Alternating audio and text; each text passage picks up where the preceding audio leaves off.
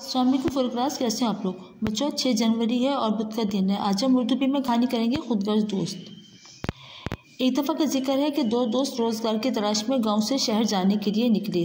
रास्ते में वो एक जंगल से गुजर रहे थे। अचानक उन्हें एक रीछ अपनी तरफ आता नजर आया।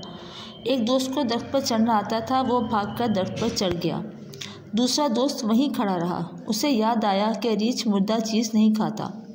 वो सांस रोककर ज़मीन पर लेट गया। रीछ उसके पास आया और उसे सूंघकर आगे बढ़ गया।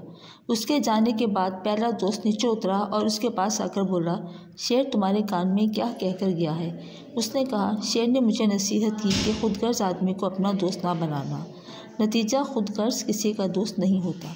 बच्चों, इसका हमें नतीजा ये मिलता है कि अगर हम कभी मुश्किल में किसी के काम नहीं आएंगे तो हम हमारी मुश्किल वक्त कोई दूसरा भी हमारे काम नहीं आएगा। इसलिए मुश्किल वक्त में एक दूसरे की मदद करनी चाहिए।